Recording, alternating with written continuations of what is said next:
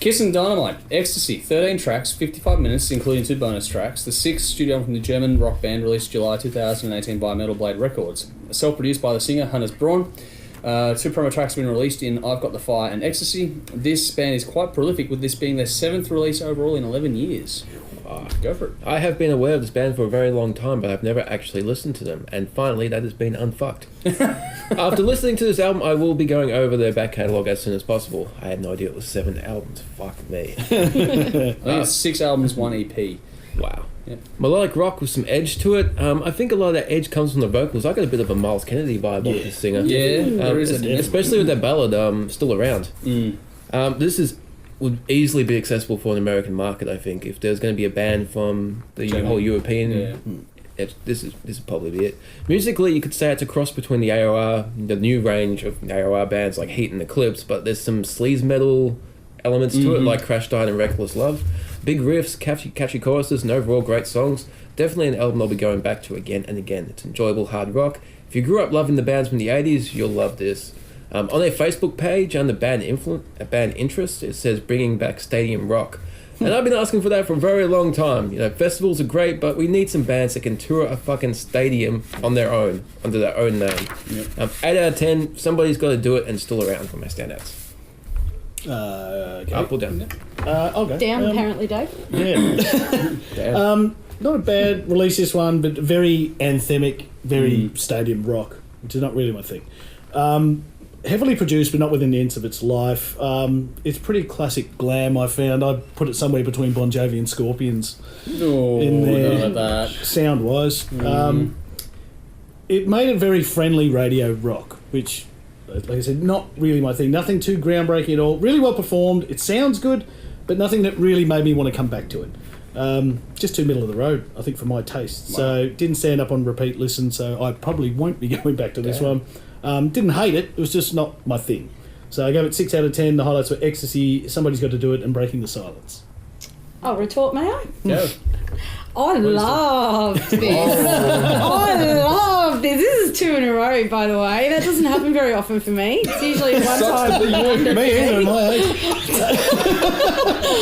Oh, wow.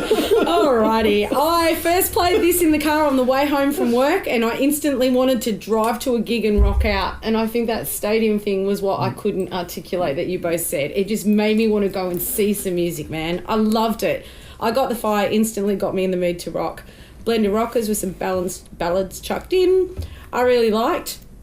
Oh, good one. I wrote highlights. The whole album was great, and then I named songs. Go figure. So, You're Not Alone. Someone's Got to Do It. Breaking the Silence I thought was really anthemic. Oh, I've got neck disease. I'll fix it. One more time. Okay. Humour me, boys. During the verses, it had a real Love Gun guitar riff. But then the song sounds nothing like Love Gun, but just while those verses are on, there's a thing going on. Oh, I didn't really get that. Hey? They're called triplets. Oh, I don't know. Lots of bands use. I don't play guitars. Anyway, I gave it a 10. I thought it absolutely rocked. You're wrong. Okay. Well, this is quite a surprise. If you like what's coming out of Sweden lately, you're really going to love this one. It's really upbeat, feel-good, melodic, hard rock, hooks for days on this. And you'll be singing along to this in no time. It's fantastic, well-crafted lyrics as well. The production's well done, wants to be cranked, but still sounds good, softer as well. Not too compressed, it's a good mix, really well balanced with some fantastic tones on here. And I love the vocal production here.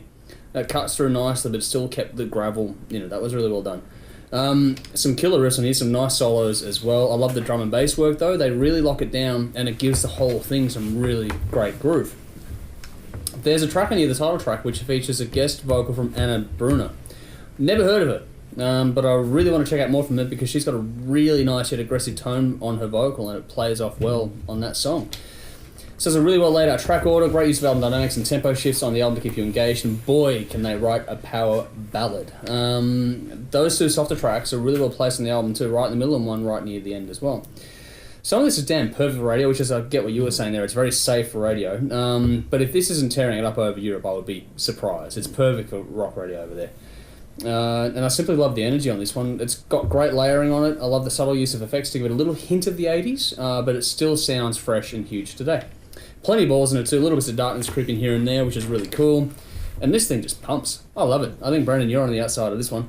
I also love how memorable these songs are. Very well written, very infectious. So we'll get a Z out of this one for sure. And this would be so much fun live. I'd love to go over and see them do this live over there. Easy on repeat listens. One you'll be happy to spin for a while. And I love how this has been produced by the singer.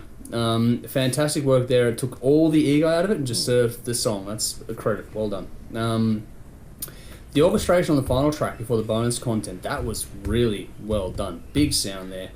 And all these songs just built really well, not reinventing the wheel, which is what Brendan was saying, but they're doing it well. Like, they're just really good stuff. The bonus tracks are worth it too. Fantastic additions to the record. This is fun. If you want a solid hard rock record that makes you feel good and pumps you up, then check this out for sure. I have a 9.5 out of 10. Breaking the Silence, No Time to Wander, Waging War, Still Around, Placebo, and I've Got the Fire were my standouts. Check it out for yourselves. Let us know what you think. Okay.